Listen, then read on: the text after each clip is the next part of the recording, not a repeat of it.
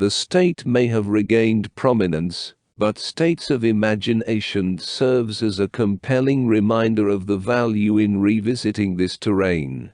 The book presents ethnographies of states within various post-colonial settings, a notable contribution, given the scarcity of theoretical attention to states outside European contexts. This collection is particularly significant for state theories, as it challenges the prevailing myths of state coherence and sovereignty. It fosters skepticism towards oversimplified distinctions, such as European versus Third World states, state versus society, modernity versus tradition, and liberal versus authoritarian states.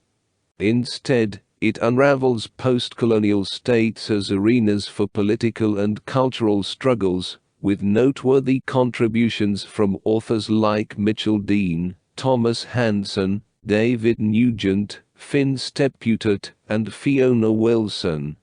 In the co-authored introduction, editors Thomas Blom Hansen and Finn Stepputat position their approach between Gramsci's insights into the inherently politically charged and violent nature of the state, and Foucault's focus on the disciplinary and dispersed strategies of power and governance.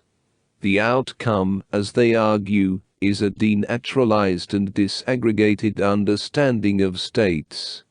Throughout the essays, the post-colonial state emerges as defragmented, characterized by porous boundaries, vexed by inconsistencies and contradictions, and continually symbolically recreated. It is viewed as unstable yet invested with considerable, albeit not absolute, power.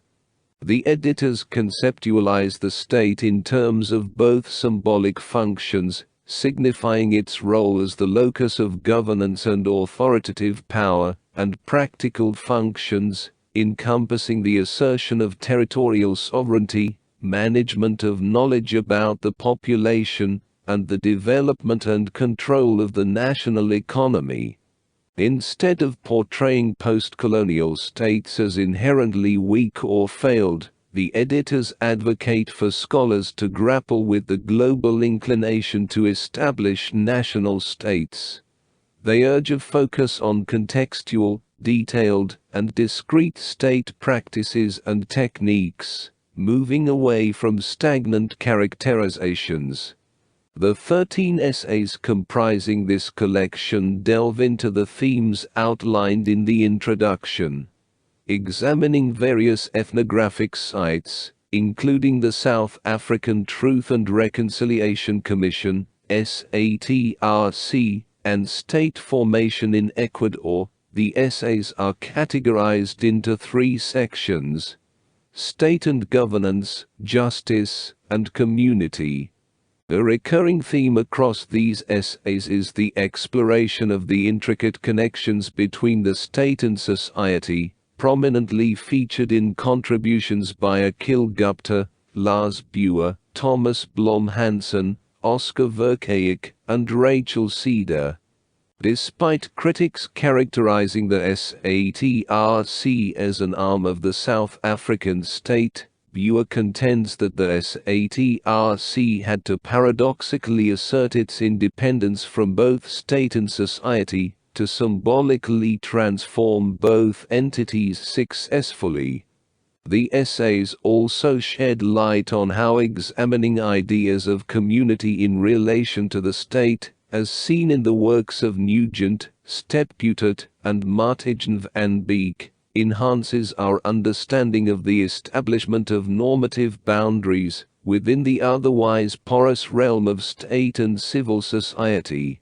Nugent's analysis of the Chachapoyas in northern Peru illustrates how perceptions of modernity's corrosiveness and the compromised national state prompted the Chachapoyanos to represent themselves as a separate, racially distinct pre-modern folk community, a representation contingent on perceptions of the state, and, paradoxically, a product of modernity.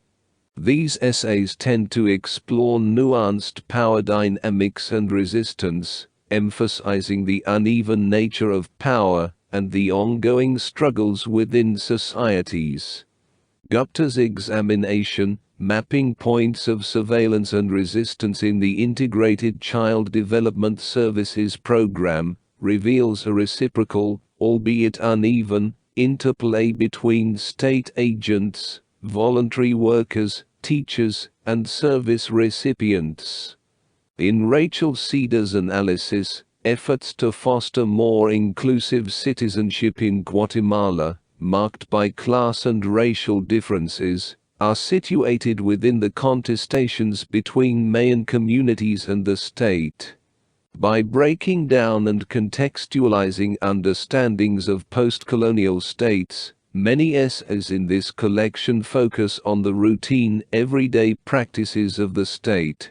Verkaic, for instance, extends this approach to the view from below, by gathering perspectives from muhajrs in Hyderabad and Karachi, challenging the notion that social unrest in Pakistan solely stems from collapsed state authority.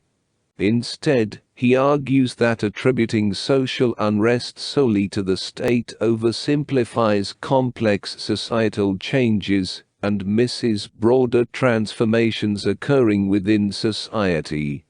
Equally significant are the structural and spectacular dimensions of postcolonial states. Sarah Radcliffe, for instance, scrutinizes how the state actively constructs notions of territory and sovereignty in Ecuador. Stefan Jensen delves into the strategies employed by the ANC to normalize the South African state, while Alette Norval examines representations of national identity and memory, at the core of the South African Truth and Reconciliation Commission, SATRC. Spectacles like the SATRC, explored by Buer and Norval, the Sri Krishna